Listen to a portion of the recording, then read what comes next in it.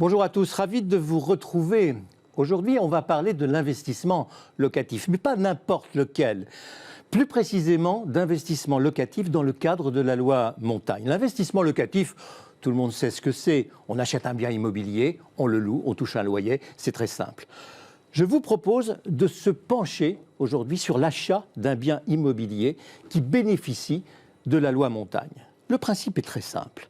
Il s'agit de permettre aux acheteurs d'un bien destiné à la location et situé en zone de montagne de récupérer la TVA qui est appliquée lors de l'achat de ce bien.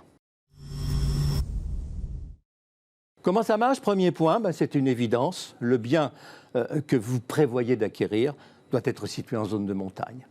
Deuxième point, il doit s'inscrire dans un programme neuf ou un programme de réhabilitation, un programme important de réhabilitation. Troisième point, il doit être meublé, et destiné à la location saisonnière. C'est-à-dire que vous ne pourrez pas le louer toute l'année. Vous devrez réserver un nombre de semaines en été et un nombre de semaines en hiver à la location. Le nombre de semaines est fixé par les mairies des stations qui définissent les conventions à l'intention des investisseurs. Une contrainte qui n'en est pas vraiment une, parce qu'en général, quand on investit à la montagne, on ne se rend guère sur place plus de 3 à 4 semaines par an. Pour prétendre à la récupération de la TVA, c'est important, vous devez proposer une location meublée qui va inclure au moins 3 des 4 services para-hôteliers suivants. La réception, par exemple. Vous devez disposer de moyens nécessaires pour être en mesure de proposer un service d'accueil. Le petit déjeuner, oui. Troisième condition, par exemple, le ménage. Le ménage est effectué selon une périodicité régulière. Le linge que vous devez fournir, le linge de maison nécessaire à tous vos locataires pendant toute la durée du séjour. Et puis peut-être que vous ferez gérer par un exploitant. Ça constitue l'option généralement la plus classique pour bénéficier de cette fiscalité avantageuse. Enfin, dernière chose à savoir, il faudra détenir ce bien pour une durée de 20 ans. Essentiellement 2 conditions. La première consiste à détenir le bien sur une durée de 20 ans. Alors ça peut paraître très long, mais il existe une possibilité de sortie anticipée.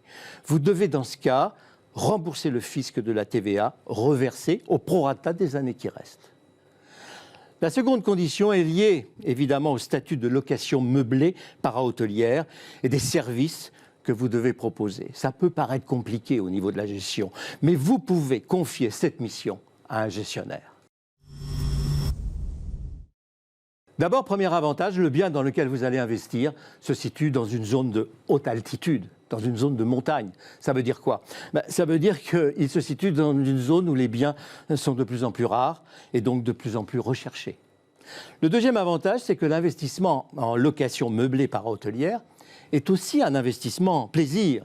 Il allie la sécurité de l'investissement dans la pierre avec la possibilité de profiter personnellement du bien quelques semaines par an. Dans ce cadre, la gestion par un professionnel vous garantit un entretien régulier, optimal de votre bien d'exception. Ce type d'investissement, voyez-vous, permet aussi de participer activement au développement de l'économie rurale, en faisant vivre les commerces aux alentours, les artisans locaux, les services. Enfin, dernier avantage et non des moindres, il est fiscal. La récupération de la TVA de 20%, une récupération effective dans les 4 semaines qui suivent la remise des clés.